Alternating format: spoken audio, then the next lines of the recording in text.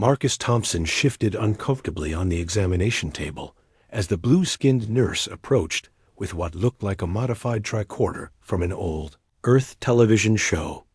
The galactic medical station orbiting Kepler 442b was supposed to be routine, just a mandatory health screening for anyone seeking employment in the outer colonies.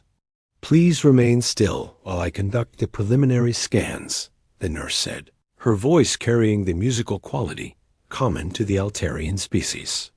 Her forearms moved with practiced efficiency, each manipulating different instruments. This should only take a few moments. Marcus nodded, trying not to stare at the nurse's unusual anatomy. After 6 months of traveling through various alien worlds, he thought he had grown accustomed to the diversity of sapient life. The nurse, who had introduced herself as Vela, seemed pleasant enough despite her intimidating height of nearly 8 feet. The first scanner hummed softly as it passed over his torso. Vela's large silver eyes remained focused on the readout, but Marcus noticed her expression shift from professional calm to puzzled concern. "Is everything okay?" Marcus asked. "The readings are unusual," Vela replied, running the scanner over his chest again. "Your cardiovascular system appears to be operating at extraordinary efficiency levels. What is your species' average heart rate at rest?" "Around 60 to 70 beats per minute for most humans." Vela's eyes widened. "Your heart is currently beating at 52 beats per minute while maintaining optimal circulation to all extremities. The muscle density suggests your heart can increase output by over 300% without strain." She moved to the next scanner, this one measuring bone density and muscular composition. The device beeped several times before displaying results that made Vela step back in apparent shock. "This cannot be correct," she muttered, recalibrating the instrument. "Your skeletal structure shows adaptive capabilities far beyond standard parameters. The bone density readings suggest your skeleton can withstand impacts that would shatter most known species frames." Marcus frowned. "I mean, humans are pretty sturdy, but I wouldn't say we're exceptional." "Exceptional?" Vela's voice rose an octave. "Your muscle fibers show remarkable fast twitch and slow twitch balance. The scanner indicates you could theoretically run at high speeds for extended periods while maintaining strength for explosive movements. What kind of predators did your species evolve alongside?" "Well, there were large cats, bears, wolves," Marcus began. But Vela had already moved to her neural activity scanner. The moment the device activated near Marcus's head, alarms began blaring throughout the medical bay. Red lights flashed as automated systems announced a biological anomaly had been detected. "By the 7 moons of Altaris," Vela whispered, staring at her readings, "your neural processing speed is off the charts. The synaptic firing rate suggests computational abilities that rival our most advanced artificial intelligences." 3 more medical staff rushed into the room, a tall, insectoid doctor with compound eyes, a reptilian technician, and what appeared to be a crystalline being that communicated through light patterns. "What is the nature of the emergency?" the insectoid doctor asked, his mandibles clicking rapidly. "Dr. Crix, this human's biological readings are unprecedented," Vela explained, showing him the data.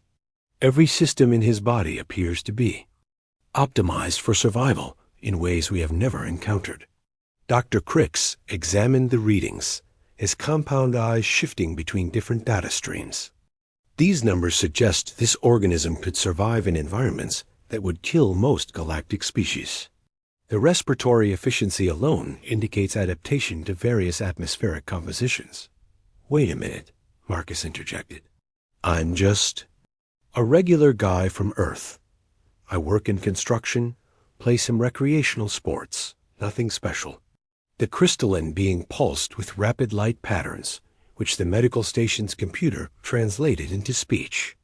The entity claims normalcy, yet exhibits physiological capabilities suggesting evolutionary pressure from extreme survival scenarios. Recommendation: immediate classification upgrade to biological interest level 7. Level 7? Dr. Crick's antennae twitched. That classification is reserved for species capable of interstellar warfare adaptation. Vela continued her scans, each result more alarming than the last. His immune system shows resistance patterns to pathogens that do not exist on any known world. It is as if his species prepared for biological warfare across multiple planetary environments. Look, I think there's been some kind of mistake, Marcus said, growing concerned as more medical staff filled the room. Humans aren't some kind of super soldiers. We're just trying to make it in the galaxy like everyone else. Dr. Crick approached, with a device Marcus had not seen before. This scanner will analyze your species' fundamental biological programming. Please remain calm. The scan took nearly 10 minutes, during which the medical staff exchanged increasingly worried glances. When it finished, the room fell completely silent, except for the humming of various machines. The results indicate this species evolved on a death world, Dr. Crick announced. Gravity nearly twice galactic standard, atmospheric composition. That would be toxic to most life forms. Extreme weather patterns, and predator-prey relationships that shaped every aspect of their biology. The reptilian technician hissed softly. No wonder their physical capabilities seem impossible. They evolved in conditions that would kill us within hours. But that is not the most concerning discovery, Vela added, reviewing her neural scans.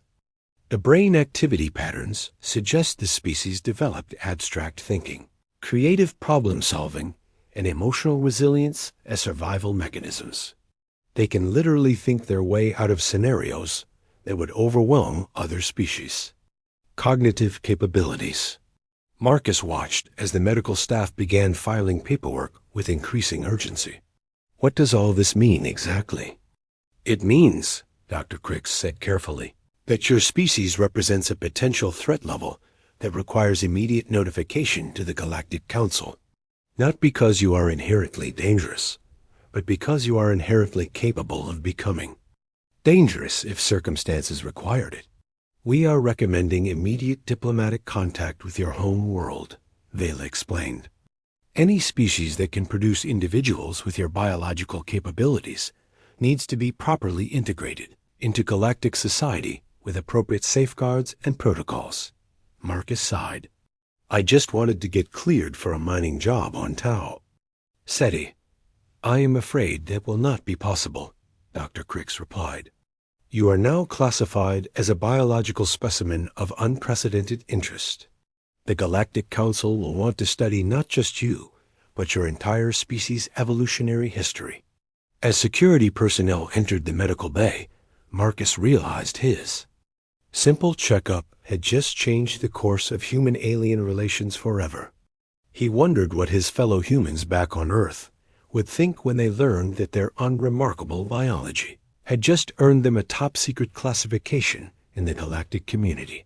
The irony was not lost on him that humanity's greatest strength there, ability to survive and adapt, had just made them the galaxy's most interesting problem.